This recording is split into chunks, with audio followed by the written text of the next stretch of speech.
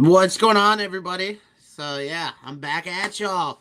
A little bit rested, but as usual, wait a couple minutes, let everybody get on in here, then we'll get started. How is everybody doing tonight?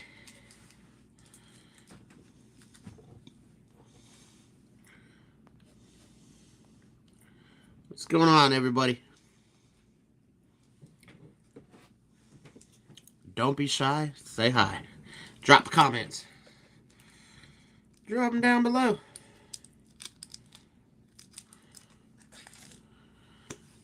Happy Sunday, everybody. Last day of the weekend. Only day of the weekend for me.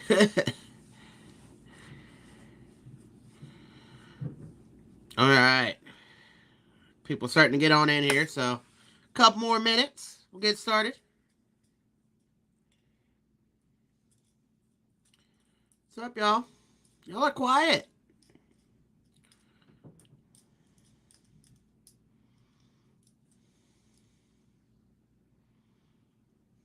Wow. Everybody left. Wait on a few people to get on in here, and then we'll get started.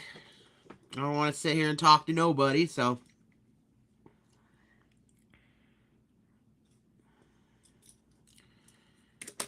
Oh.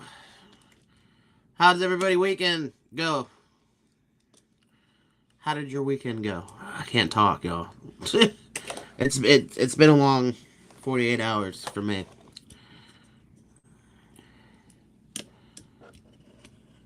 All right. So, go ahead and get started. Um, Last night, I had the honor of joining my awesome friends from Shadow Seekers Paranormal at the amazing Kosciuszko County Jail in Warsaw, Indiana.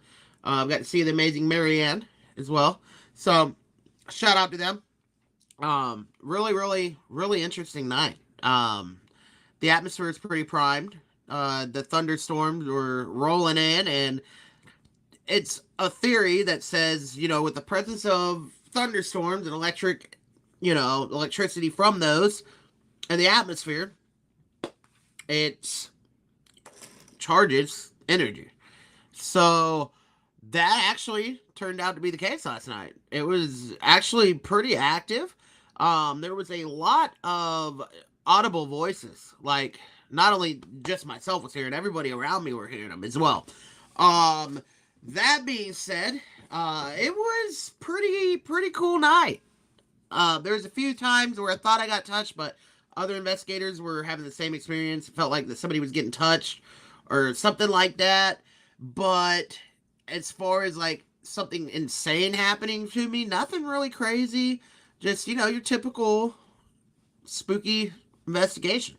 Um, as always, the answers lie within the evidence. I have not been able to go over any of the audio yet. But we'll briefly touch base on some of the experiences I had while we were there. Once we went in, the energy, there was the environment just seemed different. It was a new thing for me. Like, I've been there like almost 4 or 5 times, and it just felt a little off, like something unfamiliar. Well, other than that, like I said, there was some incidents where they did a dual Estes method session up in solitary confinement area. That really started getting intense towards the end. Um, Certain questions were being asked, and I actually stepped into solitary confinement, and it just went insane. Um, I know Chrissy and Amanda, the girls, they were kind of overwhelmed at some points during the session. A lot of emotions, and Amanda actually had a really good one, good experience that is backed up by myself, and not only myself but other people that has experienced it in the past. In solitary confinement, you become, it's reported to have a very overwhelming, emotional, sad feeling. Um, there's all sorts of history. I don't know the exact history on what happened in that spot, but it's rumored to be a suicide and other bad things that probably weren't documented. Um, So yeah, that was pretty cool for the most part. After that, well, during that, around that same time, up on that first landing, um, well, the only landing that's up there in that jail, the second part of the second floor of the jail, uh, it's some really interesting disembodied voices. That I mean, I heard with my own ears. The first one, I don't think anybody else heard it, but I remember I was in the middle of asking a question, and I literally heard what sounded like a female. I cannot talk, y'all, so bear with me. Talking over me. So I had the recorder rolling on pretty much all these experiences. So I got to go back and grind those out when I got the time to do it. Another really cool thing that happened was I actually, right before Christia came back up, she went downstairs to check on her boyfriend in the car, and it literally sounded like a man. I mean, literally speaking a full sentence. So I'm excited to pull that up and actually listen to it and see if we actually caught it. Um, so mainly a lot of just disembodied voices and creepy feelings. I did, y'all saw it. If you haven't, it's on the YouTube channel. It's saved in Facebook as well. I did a solo walkthrough of the sheriff's quarters right after um we got done investigating the actual jail, because Marianne said that there was actually lights on the second floor, like somebody had been up there in the sheriff's quarters, and nobody was up there. Like, nobody had even investigated that part of the location. Everybody had been in the jail. So that was pretty interesting. Did a little walkthrough and whatnot. Um, Nothing too crazy. I had, like, when I went up there, I felt a little overwhelmed. Like, I walked in on somebody, but then it kind of dissipated. I thought what I appear to have caught on video, I'm analyzing it, what sounds like the footstep I heard. There's a couple footsteps, and you can kind of hear them. So it's pretty cool. But as far as, insane activity, nothing like that. But it's still a pretty productive night. It was fun, especially as tired as I was. Um, Went straight from work, headed out, hung out with some of my really dear friends in the paranormal field that I consider family. So that was always a good thing. It's always a good thing because I love hanging out with people I enjoy investigating with. Can't beat it.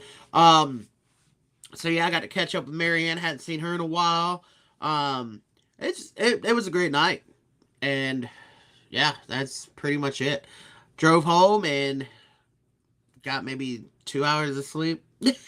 Luckily, getting over a bad sinus infection. So last night was like the worst night of it all. Like, I couldn't breathe at all when I laid down. But it is what it is. I guess I caught everybody at a bad time, so I'm gonna go ahead and end this live. That being said, thank you so much for taking the time and checking in. I just wanted to give everybody kind of an update. As far as the Pararealm Encounters vlog slash investigation, I'm gonna try to put a little mashup together for this one. But with this investigation, we really didn't have a lot of time. I only had a total of 4 hours. The team only had 6. So you don't really have enough time, especially on a 4-hour stretch, to get in and film, how it should be filmed or how you want to film. So I'm going to kind of do like a little mashup. I did try to film, but it didn't work out like I wanted it to, which is okay. It just happens. It's part of investigating. Sometimes I forget to film. I just I get so into doing, what I'm doing. So I'm working on it, y'all. Content's going to get better. That being said, work throughout the week. So as time permits, I'll be grinding out what I can and whatnot. But I appreciate the support. I appreciate the patience of everybody. Stay tuned. Like I said, there's going to be some more stuff happening in the future. Working some stuff out soon. So looking forward to what the future holds for Paranormal Encounters. And as always, I just want to thank everybody, because especially as of late.